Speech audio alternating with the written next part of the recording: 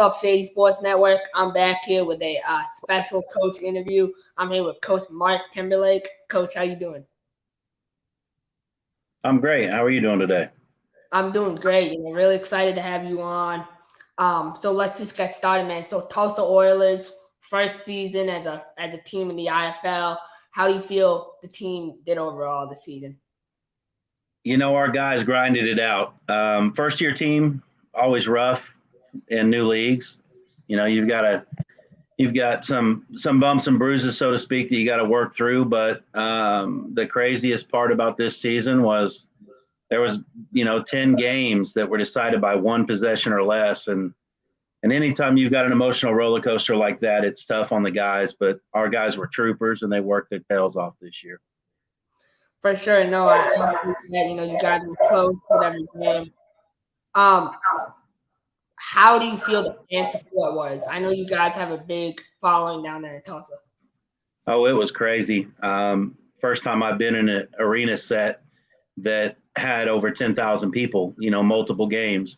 There was a couple times where the attendance was low, but there was a lot of things like graduation and stuff like that going on in the area. But it was 6,000 to 11,000 people. It was pretty exciting. They do an amazing job with our game day operations, and it was just a fun place to be. For sure, no, I think you guys have a program down there. So I guess the AFL is coming back in 2024. Big news, 16 cities. What are your thoughts about that? I grew up watching that type of stuff. It was always fun. A close friend of mine, Al Hunt, is one of the guys that holds, I believe the scoring record for Arena 1 or Arena 2. He's a stud. He was a quarterback at Northwestern Oklahoma State here in Oklahoma. And, back in those days, it was in the 90s, it was a great game, but the budgets were so high that I guess it forced, those guys to kind of close up shop. And it's a good product to come back. It's going to be fun to watch, those balls bouncing off of the back nets and staying live. And it's going to bring more venues and more platforms for these players to kind of finalize their craft and get more eyes on them. I think it's a great idea. Looking forward to it. For sure. So I agree. Kind of going back, we're live streaming to the Southwest Kansas fan group here. You were the head coach of Southwest Kansas. That whole situation was kind of crazy in itself. But talk about your experience with Southwest Kansas. Oh, Dodge City's a trip. The people there are amazing. The support there was amazing. I helped raise a lot of funds there for them. And every business that I went into was just excited for the team and to bring that sport back to that area. But had an amazing time at Dodge City. Met a lot of great people that I still talk to this day. And, I believe we're possibly looking at going back to Dodge days. It's a huge celebration that really embraces their tradition. And I had an amazing time there with, a couple of the owners, and, it was a fun deal. Dodge days is a fun thing for the community in that area of the state. For sure. I mean, Dodge CIF, what do you think the future is for that? I don't know. That was always above my pay grade. Leagues, there's a lot of different things that occur in football leagues, and with all of the other leagues popping up, it's going to put pressure on the lower or smaller level ones to really step up to the plate and knock every presentation out of the park. And it's kind of up in the air right now. For sure. I definitely agree with that. So kind of going back to your early days in coaching, where did you get your start? What was my start in coaching for arena ball?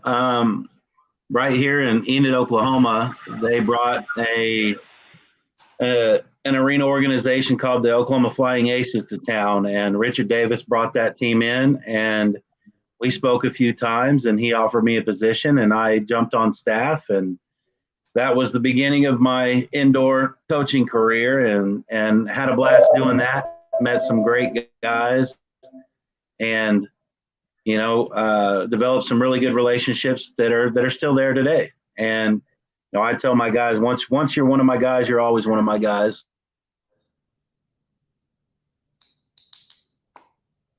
Looks like we're having some internet issues with Coach. We will take a commercial break and then we'll see what we can do with that for sure. Wow, actually, so while we take a commercial break, I'm just picking out what commercial we want to do. We'll start with this. Get in the game at BetUS, America's favorite sportsbook. Over 50 sports, live betting, online casino, horse racing, esports, and more. Start now and enjoy easy deposits, fastest payouts, and the biggest bonuses. And for over 25 years, BetUS is a name you can trust. Mention TV 150 now and get up to 150% in bonuses. BetUS, we've got your game. Call or visit betus.com now to join. All right, we are back here with Coach. I believe we got him back. He loaded back in. Should be back. It looks like we're still having internet issues, so we will take another commercial break, and then I'll see. We'll see if we can get him back here. Take one of these. This is Brett, and you're watching Shady Sports Network. Tune in, hit that like button. You might wonder, what do these guys do? Player signing announcements. I never in a million years thought you would actually come on to break this news. So without further ado, go ahead and tell everybody what happened today. Yeah, man. I just had a workout with the Cincinnati Bengals. Signing me right out. Without further ado, I'd like to announce that, I'll be taking my talents to Salina Liberty. This just in. The Major League of Football is reportedly collapsing, unable to pay hotel room bills, with players being kicked out of their rooms and hotel managers asking them to leave voluntarily without issue. And then we got Lions wide receiver Williams is debuting this week as a starter. That's something to look at as far as the eye test goes. And then another one on the eye test is Mostert might be coming back to Miami. And we can see if he has a role in this offense and see if he can be viable for the next couple weeks coming and help us. All right, so we are back here. Coach has some internet issues, so we're back on the audio. But no, so obviously we were talking about the CIF and the future of the league. What do you think as a whole all these leagues can do to be successful long term? I mean, kind of the standard is just, be consistent, bringing a amazing and competitive roster, and put on a great show every night. Those are the primary things that are going to make you successful. And if you do that, there's no reason why you shouldn't be. I 100% agree with you. I think it's important for competitive balance. And one thing about competition is we saw it a lot in the IFL. The competition was top tier. How competitive do you believe the IFL is compared to the CIF? I mean, it's definitely a step up, just like, the XFL's a step up from there. It's kind of it's a platform. All of them are platforms, and it kind of leaves an open door for any level of player that is serious about this game and serious about getting your resume out there and your playing film, but you've got to come to work. You've got to come to work, and every single level is going to require a different level of commitment. And it comes down to the individual, not only players, but the coaches, and then even further to the staff, and the ownership groups. They've all got to come to the plate and just be meticulous on their work if they're trying to make it to that top tier. Sure. So currently, obviously with the Tulsa Oilers, the season finished up. Are you watching the IFL for the playoffs? Oh, of course. I mean, I know guys all over the league that I've developed relationships and coached with or coached over the last 5 or 6 years that I've been doing this, and that's what it's all about, developing those relationships and showing support, and hopefully one of you guys making it to the league or whatnot. So right now, right, we live in a day in college football where NIL is a huge deal. What are your personal thoughts about NIL? I mean, at the college level, I think that it's appropriate. I think that anytime a player can go out and get his, why not? I think that in today's social media driven economy and world, that if you're doing things right, it opens a lot of doors financially for these young athletes and young people to really be successful professionals as they become professionals. For sure. I 100% agree with you. I think, opportunities, and especially for athletes to make money.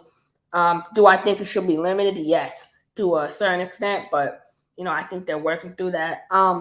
So obviously, out of all the players you coached, one player that stands out to me is Dom Logan.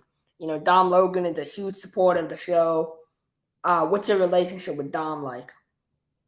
Oh, Dom actually went to Northwestern.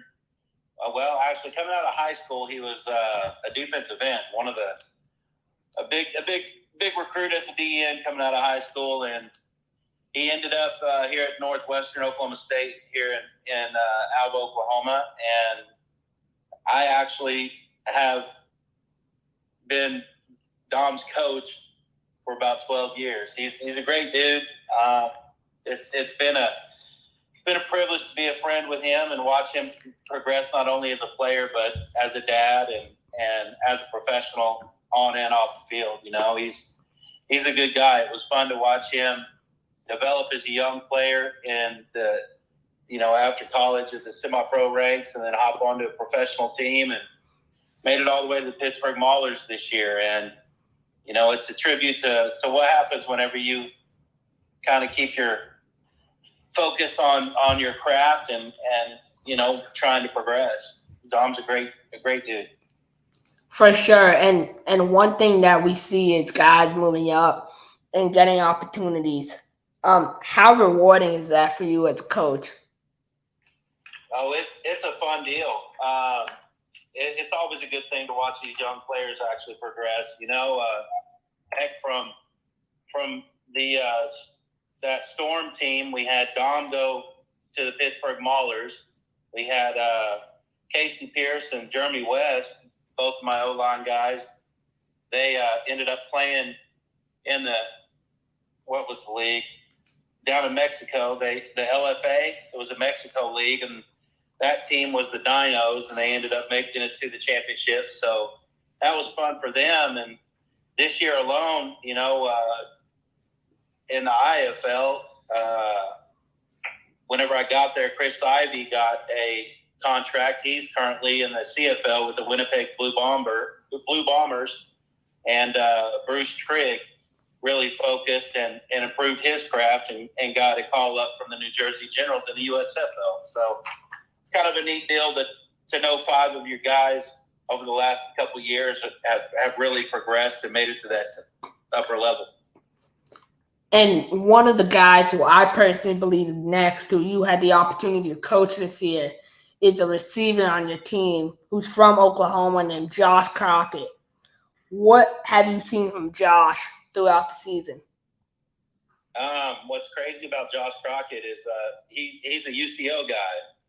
Go Broncos. I went to UCO for a semester, and and have kind of kept tabs on at UCO. But he spent some time at the Kansas City Chiefs last season, and the guy's a hard worker. He's a hard worker. He's a long body. He's a diligent football player. You tell the guy what to do, and he goes out and does it. And that was kind of a tribute to Coach Jones's buy into that concept, and then offensively, Coach Purdue's concepts. So Marvin Jones, former 4th overall pick to the New York Jets, College Football Hall of Famer, Florida State, NFL, played there for 11 years. You and Marvin are very close. When did you first meet him?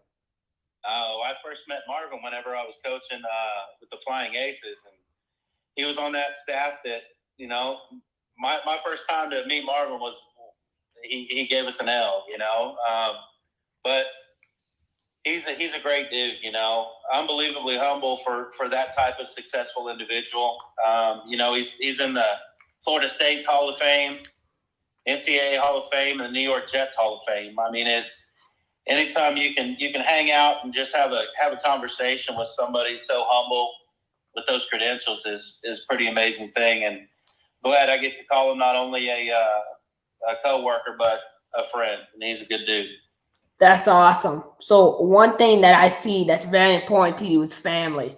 You're a big family guy. Talk a little bit about your family. Yeah. So my wife and I this year will be married 10 years. She had 2 boys. I've got 2 boys. And, they're kind of the focus of our life. What's wild right now is that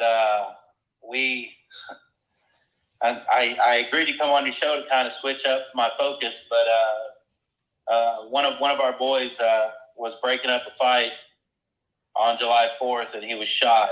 And he's been in critical care in Oklahoma City and fighting for his life for about 16 days. And my wife's currently down there, and we're working through it. He's a fighter, and I think it's going to be a good thing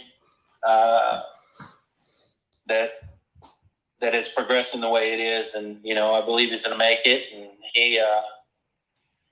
he's a good kid. But, we've got a 30-year-old, a 20-year-old, a 16-year-old, and a 13-year-old. So we've got all boys all the way across the board. So she's the queen of our home, and we're going through something right now, but we're making it through.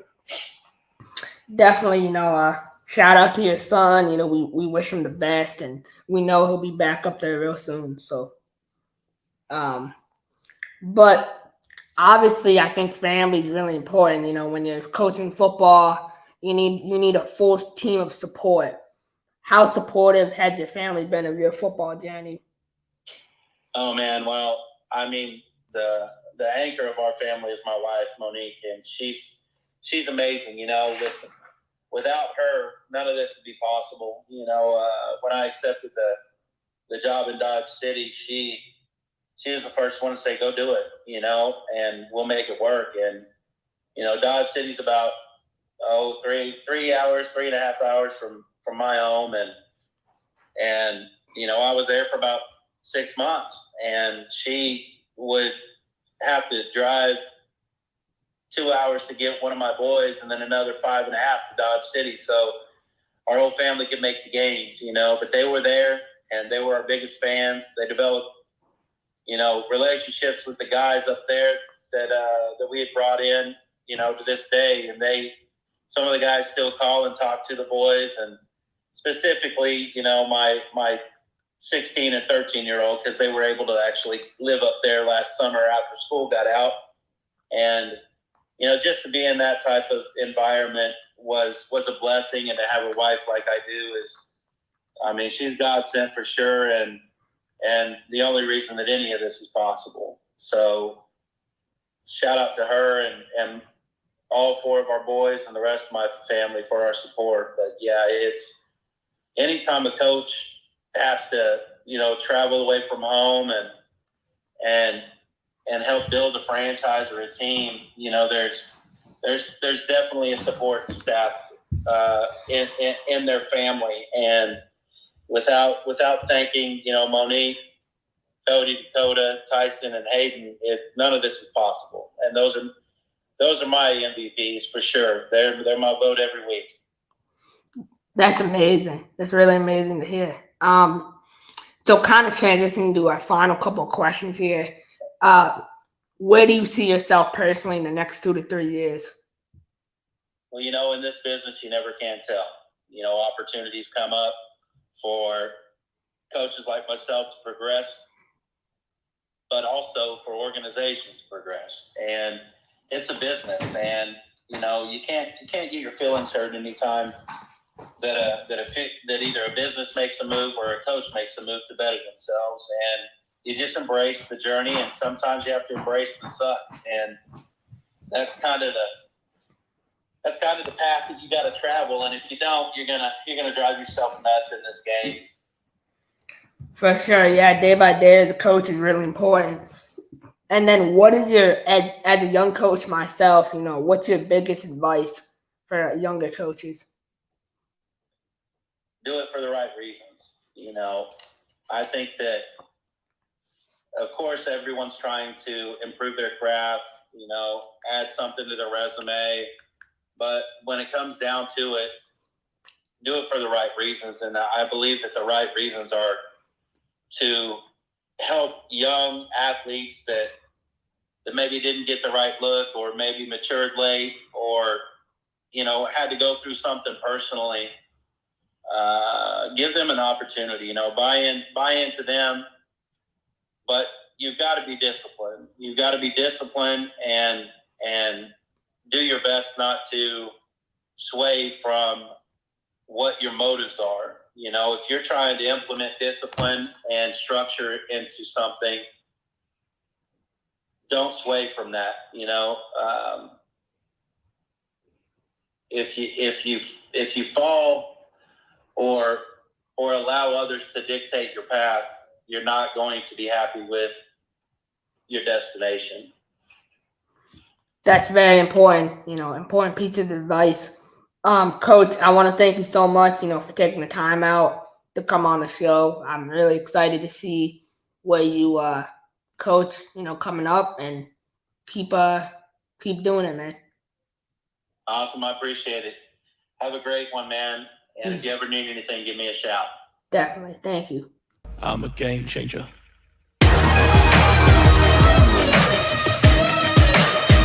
I'm a game changer.